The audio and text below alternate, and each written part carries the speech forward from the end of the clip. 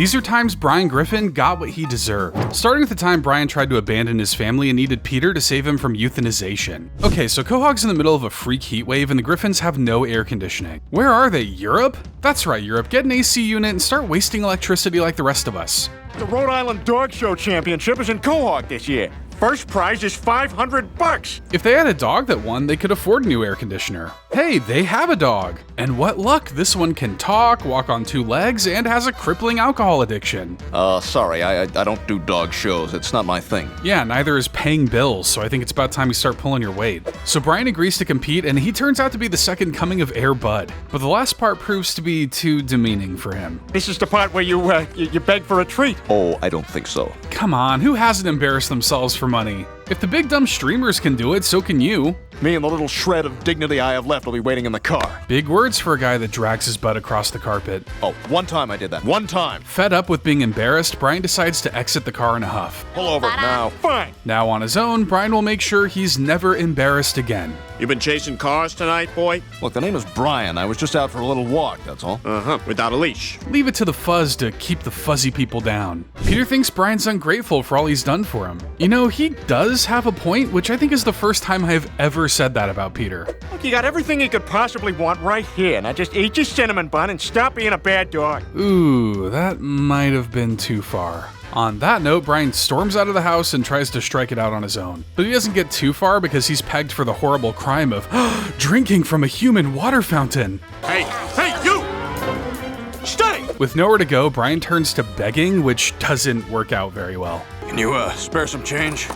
Why? So you can go buy yourself another bottle of booze? Yeah? I mean, what else are you gonna buy with 2 dimes and a nickel? Get away from me, you crazy animal! All right, you want me to be a crazy animal? Okay, I'm a crazy animal. So Brian starts attacking everyone around him, catching the attention of Peter. But before he can get to him, the popo grabs the doggo. That one didn't work as well as my last. I'll admit that. Oh, he's cute.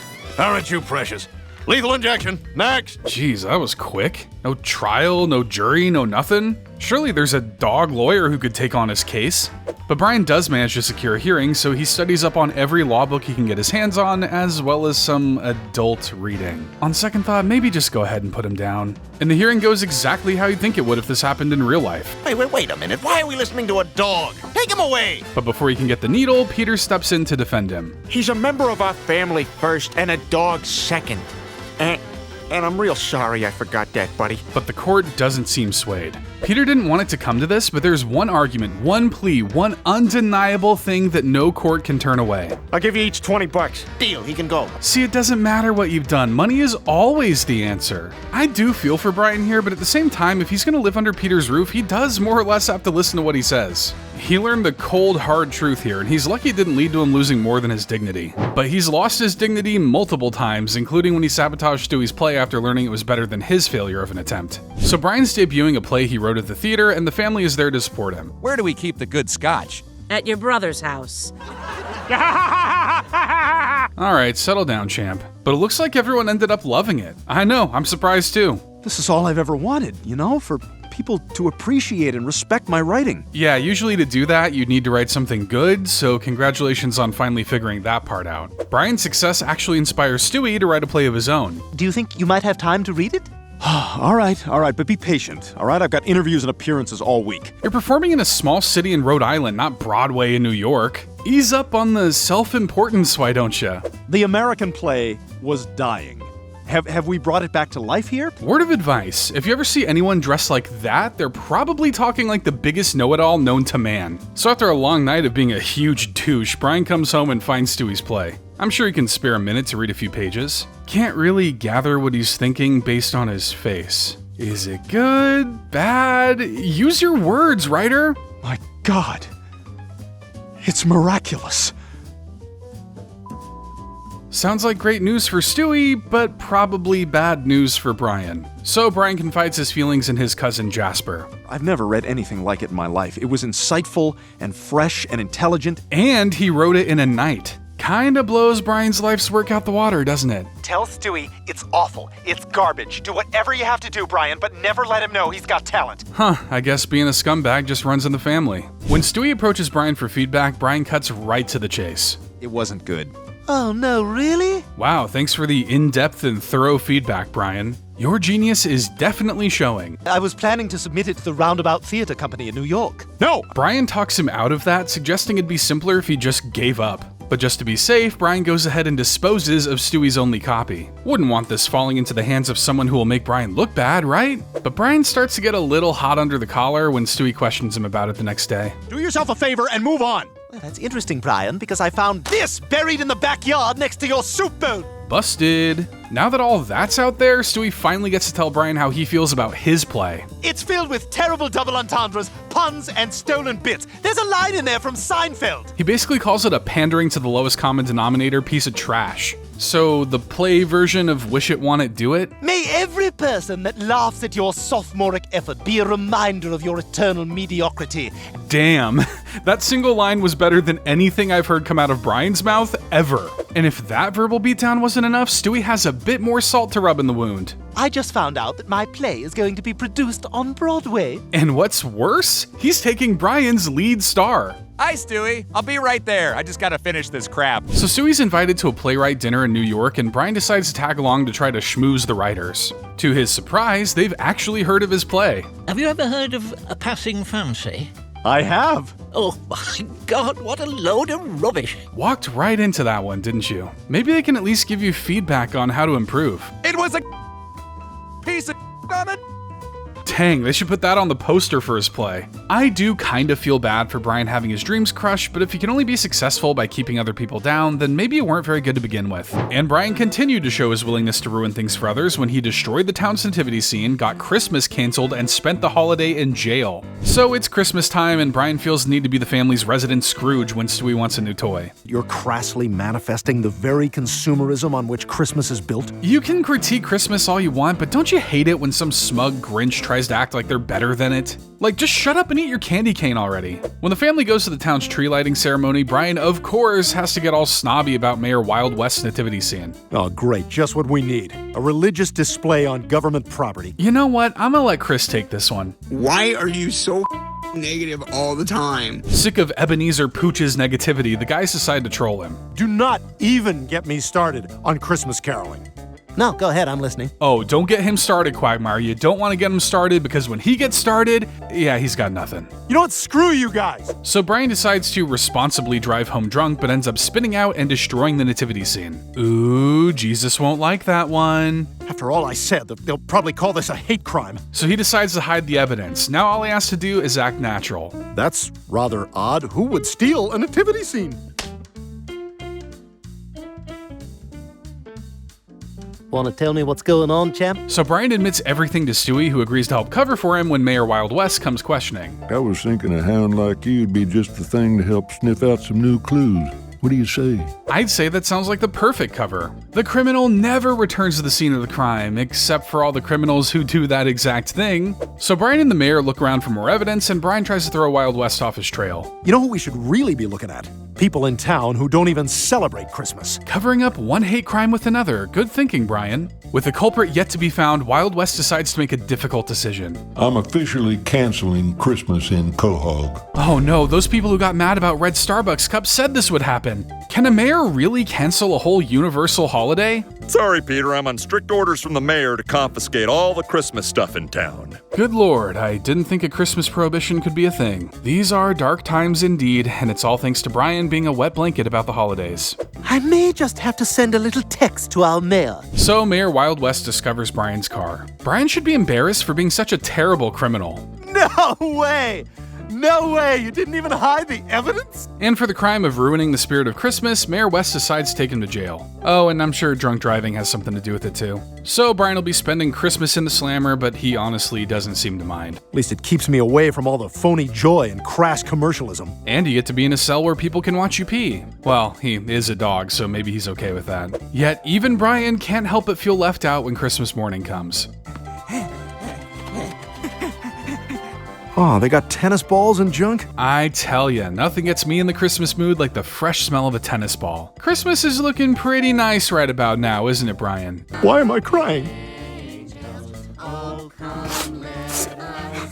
The penis is right. Who would have thought it would take a genital scratched into the ceiling to make Brian realize the true meaning of Christmas? maybe we could all learn something from it. Brian, you are free to go. What? Yeah, so this was essentially just a way of teaching Brian a lesson. Christmas is about excessive gift buying and peppermint scented everything, but it's also about togetherness and family. Finally, the prison system actually managed to turn someone's life around. There's a first time for everything. But Brian tried to turn his love life around by dissing his ex-girlfriends at an intervention only to get chased down by them. It's Valentine's Day, and like most days, Brian is spending it alone. I've had it with Valentine's Day. I'm sick of all of it. Spoken like someone who can't get a Valentine. How come it's so hard to meet the right woman?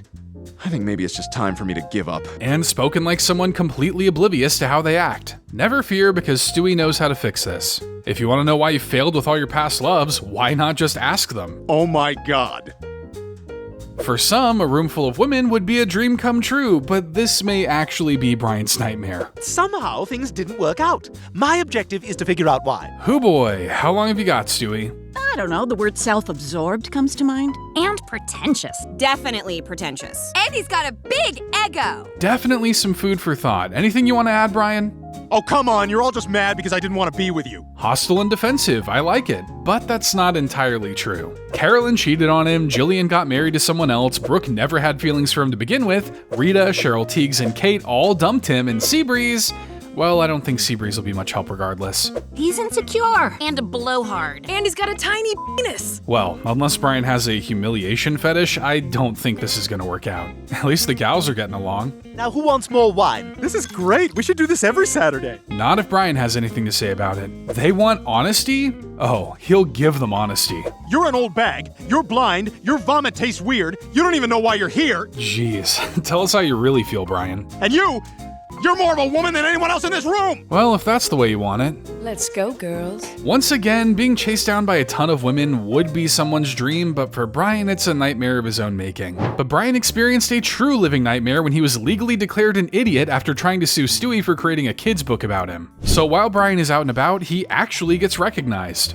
It's really you. We recognize you from your book. Ah, you've read Faster Than the Speed of Love.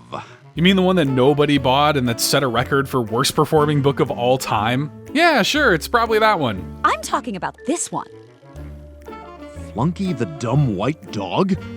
By Griffin Stewart? Dang, whoever this Griffin Stewart is really captured Brian's likeness. My catchphrase is herf derf? It's not as strong as whose leg do you have to hump to get a dry martini around here, but it is a step up from whoa ass ahoy. So naturally, Brian takes the problem up with Stewie. Maybe he's heard of this Griffin Stewart guy. You wrote a whole children's book series about me, and you made me look like a total idiot. Well, who's gonna tell him that he and Flunky aren't exactly apples from different trees? All I'm doing is presenting you honestly to the public. That's a very nice way of telling someone, yeah, you're stupid. But it looks like Stewie's gonna keep this gravy train rolling, even doing book signings. But Brian won't have that, deciding to get the law involved. Stuart Griffin, I represent Brian Griffin, who is suing you for defamation. Honestly, if I were Brian, I would just swallow my pride and ask for a cut of royalty checks. You gonna make me look like an idiot? Well, then I'm about to be a rich idiot. So Stewie plans to prove in a court of law that Brian is exactly that, an idiot. Brian Griffin is, in fact, an idiot, and therefore cannot be defamed. Now, I'm curious to know if you could have an actual court case like this.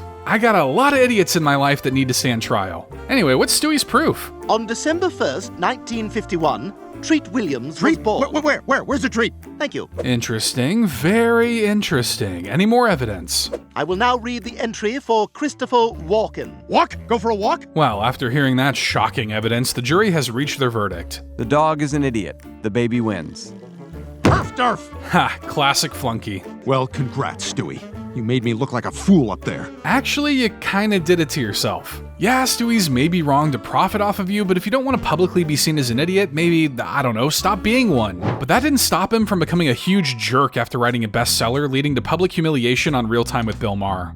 But before he writes that, his bomb of a novel is first returned to him in droves. We are returning all of the unsold copies of Faster Than the Speed of Love. Ah yes, the novel he spent years writing and then proceeded to sell 0 copies of. I'd say don't quit your day job, Brian, but you don't have a job. Okay, that's it. I'm finished. What are you talking about? I'm finished. I'm done. It's over. Clearly, I am not meant to be a writer. It's a tough pill to swallow, but I feel like everyone could have told you this before you went and published 2 million copies. Writing's the only thing that's giving your alcoholism any credibility. Yeah, good luck giving that up too. The #1 book on the New York Times bestseller list is Dream Your Way to Spiritual Joy by Pauly Shore. Ah, so now he's jealous that a self-help book is doing better than his novel about nothing. I tell you, I could crap one of those things out in a night. And so he does just that. Well, okay, he doesn't literally crap the book out. That would be gross, but impressive. What are you calling it? Wish it, want it, do it. Love it. Hate it. But someone seems to like it because Stewie reveals the good news. Brian, they're publishing your book! You're kidding. It even gets big enough that Brian's interviewed by the news. And it's non-fiction, right? Yes, it is. Now, which one is that? I always forget. Is that the one that really happened or not? Nothing dulls the brain like local cable news. He even gets to do a book signing in New York where his pompous, self-absorbed ego will feel right at home. What's your name? It's Jan. Okay, here you go, Dan. It's Jan. But I think his favorite part is getting to slip his phone number into autographed books for girls he thinks are cute, whether they're cool with that or not. I'm a little creeped out.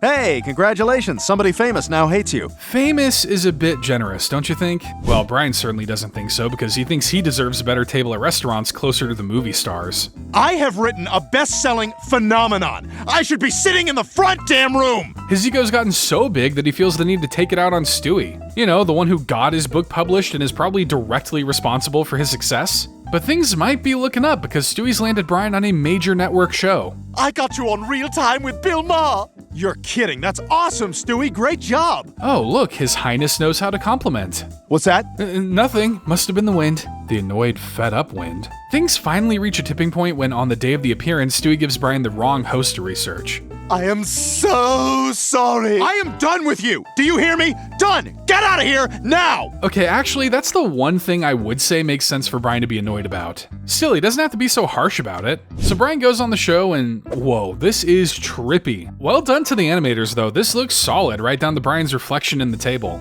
I read Wish It, Want It, Do It.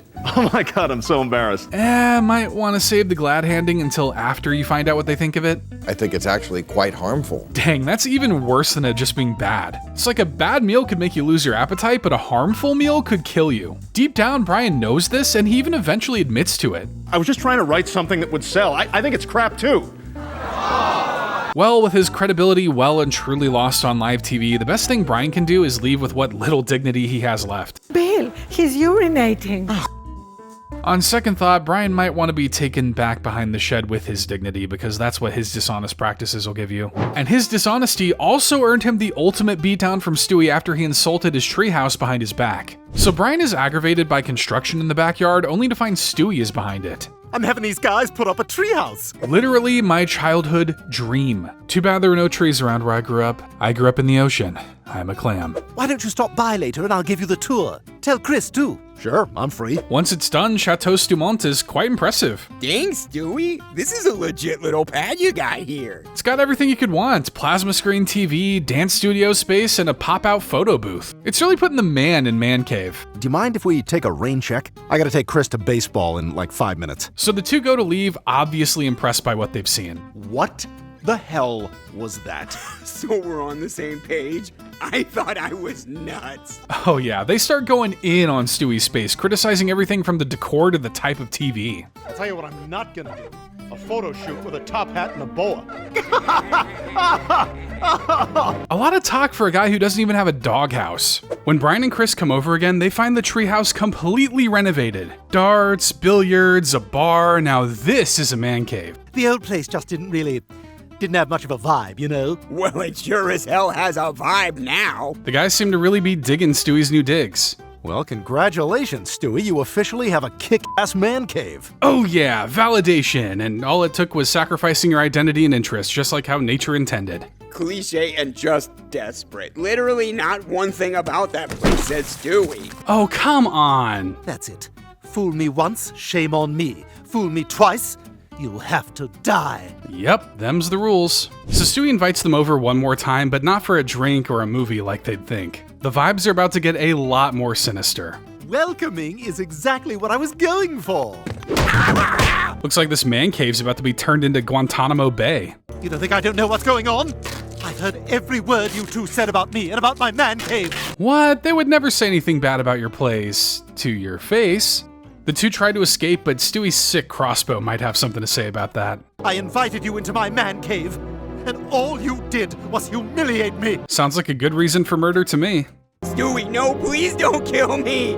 Wait, did you make that? I mean, yeah, I think Stewie makes every weapon he owns. The only thing more impressive than his engineering talents is his seemingly infinite bank account. Check out how sturdy the sight bridge is. First thing I noticed too, Chris. It turns out flattery can get you far, and it could also save your life. Stewie actually lets them go after hearing enough compliments. And all Brian and Chris had to do was smile and keep their mouths shut, but...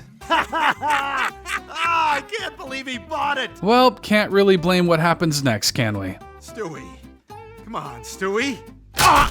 Just walk it off, champ. I'm sure you'll be fine. He could tell the treehouse meant a lot to Stewie and yet still insulted it behind his back with Chris. Since when are he and Chris such good friends anyhow? Hopefully next time he'll leave the bad attitude at home. But when Brian takes his mean-spirited attitude to the internet, he makes people so mad that the Griffins kick him out of the house for good. So Brian and Stewie come across a campus protest that is looking to fight the evil they experience on campus. Professor told his class to have a nice day, which is microaggression, because in our systemic culture, no day is a nice day. We've gone from protesting the Vietnam War to this. I guess the children yearn for the picket line. If you don't want to get fired, don't become a teacher, right? Totally, you should tweet that. So he does, but in his slow, self-important crawl to do so, everyone leaves. See? Up, you're gone. And the crowd is gone. And the animators are gone. So now Brian is addicted to Twitter, where he can fire off half-baked topical jokes into the void. Surely there, someone will realize his genius. 0 retweets, 0 likes. Eventually. But he keeps on trying, deciding to get controversial before going into a movie. About to see the new Kevin Hart movie. Just kidding, I'm white and went to college. Oh yeah, that's gonna be a banger for sure. Well, he finally got the attention he wanted, but now he's being labeled as a racist pig online. Hey, are you at Dog Backwards from Twitter? I am! Are you a fan? You racist jerk! And when he leaves the theater, he's chased home by a very angry mob. Maybe they just want to follow for follow. What are you thinking writing that tweet? What? It was just a joke! A pretty terrible one at that, which honestly means it's right at home on Twitter. So he deletes the tweet, but he can't delete it from our hearts and minds. The backlash begins to affect the rest of the family, with Lois getting shunned at the supermarket. She doesn't want to talk to you either. Nobody does. Not as long as you're living with that racist dog. There may actually be only one person in town who's happy about this, and you can probably guess who. I told you about Brian. I told you. If only we had listened to the notorious creep. But when Chris and Meg are confronted at school about this, that's when things get really out of hand.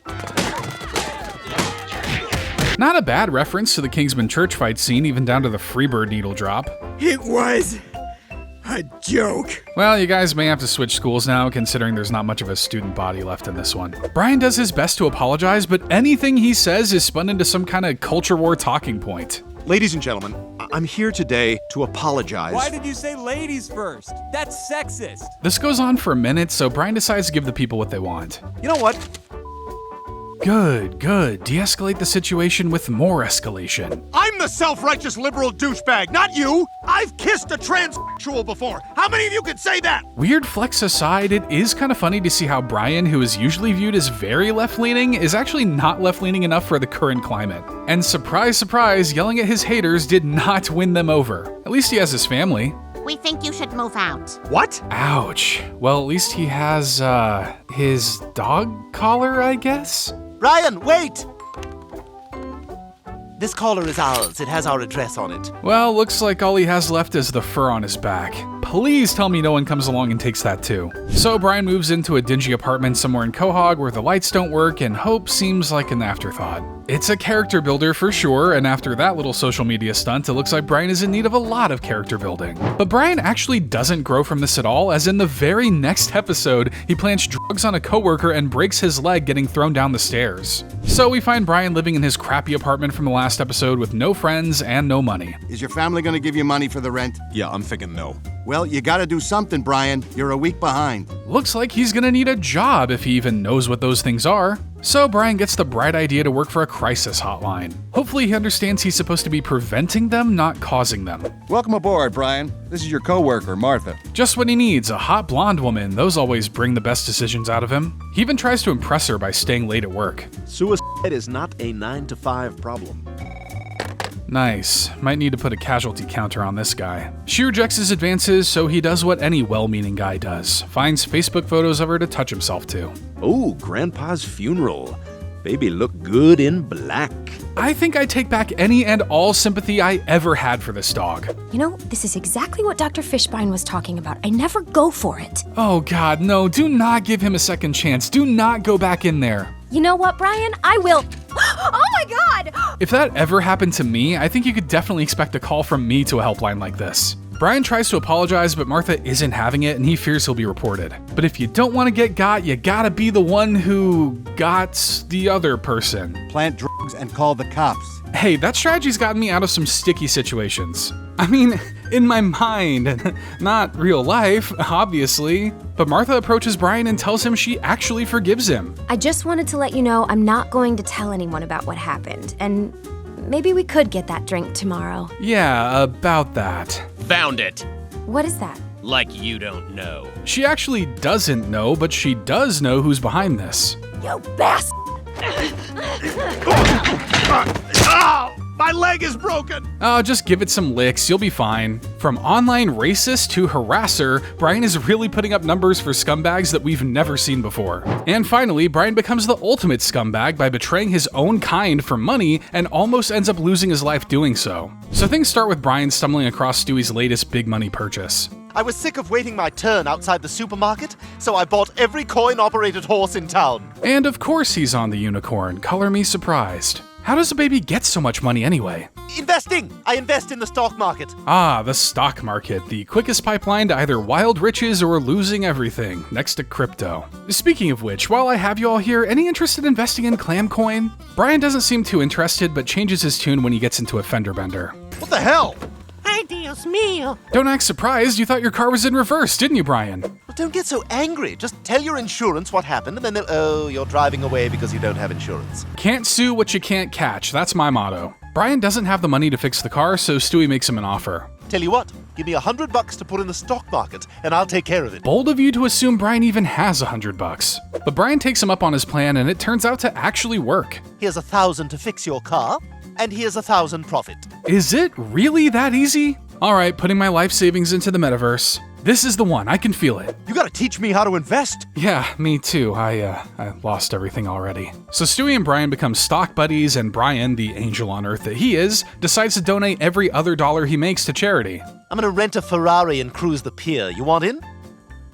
Well, cancer's not going anywhere. Brian's got a heart of gold, though I think it's actually made from fool's gold. Trying to make even more money, Brian finds an investment for him and Stewie to go in on. Korean. They make protein shakes. The profits are off the charts. Hard to believe that when the factory looks like it produces pollution and nothing else, but proceed. Like myself, Stewie is suspicious and goes to take a look inside to find their secret ingredient. I think I know why it's so cheap.